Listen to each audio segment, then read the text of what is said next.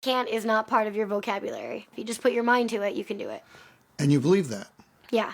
That's the crazy thing is if you're never given limits, then you think, I can do anything. And if she could do anything, she wanted it to be this, what she saw her hero, Dominique Moceanu, doing on TV.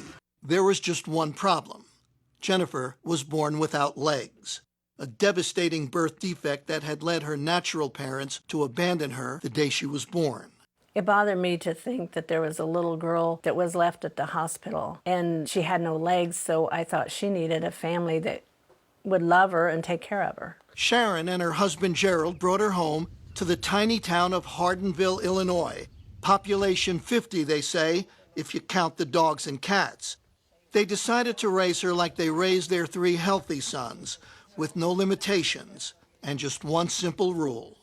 Never say the word Can't. You said, I want to be a tumbler. You didn't have legs. Right. You kind of need those, most people think, to tumble. Well, think again. The girl who wasn't allowed to say can't was on her way to becoming a genuine gymnastics champion. She started at 7 on the trampoline with her dad. And after a few falls, she got the hang of it. In time, she was competing. And soon after that, she was dominating. And by high school, Jennifer Bricker, are you ready for this, was the tumbling champion of the state of Illinois. Soon, Jennifer was pursuing other sports too. Even one you'd figure she had absolutely no chance to play well, until it turned out she could steal the ball, even grab a few rebounds. And she could make baskets, too. She didn't consider herself handicapped. She was talking to some friends one time, and one of them said something about her being handicapped. She said, well, I'm not handicapped. And they said, well, you have to use a wheelchair. And she said, just to keep them getting dirty. One day at age 16, out of curiosity, Jennifer asked her mother a question. Hey, is there anything that you, know about my adoption or biological family that you didn't tell me? I said, okay, but you got to sit down. And she said, Mom, I'm always sitting. And she said, maybe you should sit down. I said, okay, let me sit down.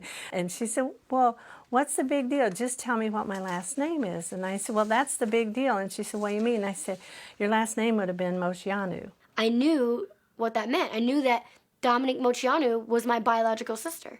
When she finally tracked Dominique down, Jennifer wrote her a letter. Inside the envelope were adoption papers, a photograph, and a stunning piece of news.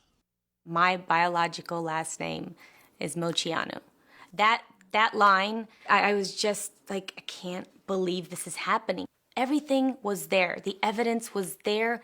Jennifer looked like the spitting image of my youngest sister, Christina. What a moment for anyone to even speak to their childhood idol, but for their childhood idol to be their sister, that's something. She told me she was an athlete in the letter. In fact, I was her inspiration to start tumbling and doing gymnastics. And then on the phone call, she goes, oh, by the way, I have no legs. I mean, she's like, wait a minute, didn't you just tell me that you're an acrobat and you did all these sports? And I could just hear the wheels turning, and Yeah. And I said, who is this girl? Oh my gosh. How did she have this attitude to persevere in life and overcome every obstacle? And she's my sister. Jennifer has moved out to Hollywood. Where else if you want to be a star? She drives a specially equipped car and lives a normal, independent life. And she's earning a living. How else? As a gymnast. She's an acrobat who has toured with Britney Spears. And now she's training for a classical performance at New York's Lincoln Center.